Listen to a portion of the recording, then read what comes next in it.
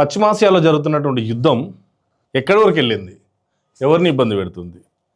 ఎక్కడో పశ్చిమాసియాలో యుద్ధం జరుగుతుంటే మనకేందిలే, టీవీ ముందు ఏదో జరుగుతుంది యుద్ధం చూస్తున్నాం వార్తలలో, కానీ మనకంత అవసరమా అని ఆలోచించే వాళ్ళు ఉన్నారు. కానీ ఒక్కసారి దాన్ని దీర్ఘంగా ఆలోచించండి. ఆ యుద్ధం మన ఇంటి దాకా వచ్చిందా, మనకు తంటాలు తెచ్చిందా, మన ఒంటింట్లోకి వచ్చిందా, ఆ వంటలో ఏం తంటాలు తీసుకొచ్చింది? ఈ విషయాలను ఖచ్చితంగా మనం తెలుసుకోవాల్సినటువంటి అవసరం ఎంతైనా ఉంది. అవును, నిజమే, పశ్చిమాసియాలో జరుగుతున్నటువంటి యుద్ధం మంట మన ఒంటింటి దాకా వచ్చింది. పశ్చిమాసియాలో జరుగుతున్నటువంటి యుద్ధం మంట హోటళ్లలో ఉన్నటువంటి వంట వరకు వచ్చింది. పశ్చిమాసియాలో జరుగుతున్నటువంటి యుద్ధం మంట మన బండిలో ఉండే పెట్రోల్ దాకా వచ్చింది. అంటే అది ఏ రూపంలో మన పైన ప్రభావం చూపిస్తుందో ఒక్కసారి ఆలోచించండి.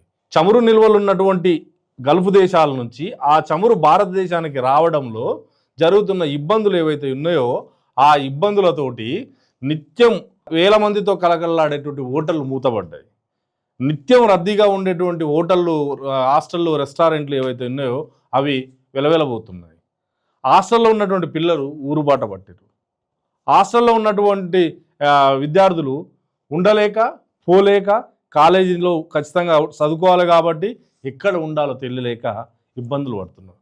ఇలాంటి తరుణంలో కేంద్రం ఒక భరోసా ఇస్తుంది, మన దగ్గర చమురు నిల్వలు ఉన్నాయి, ఇబ్బంది పడకండి, మనకు స్టోరేజ్ చేసుకునే కెపాసిటీ ఉంది, కాబట్టి మీరు ఎవరు కూడా ఇబ్బంది పడొద్దు అని తెలియజేస్తుంది. కానీ కేంద్రం చెప్పే మాటలతోనే మనము ఆ నమ్మి ఉంటే తర్వాత ఏమైనా ఇబ్బంది ఉంటే అప్పుడు ఏం చేయాలి? ఇలాంటి తరుణంలోనే ప్రత్యామ్నాయ ఆలోచన చేయాలి. ఆ ప్రత్యామ్నాయ ఆలోచనలు ఏ విధంగా చేయాలి?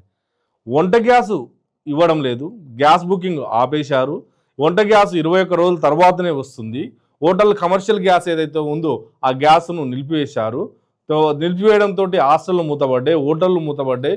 హోటళ్లలో నడిపేయాలనుకున్న వాళ్ళు వాటి రేట్లు పెంచి వసూలు చేస్తున్నారు. ఇది సామాన్య ప్రజలపైన పడుతున్నది.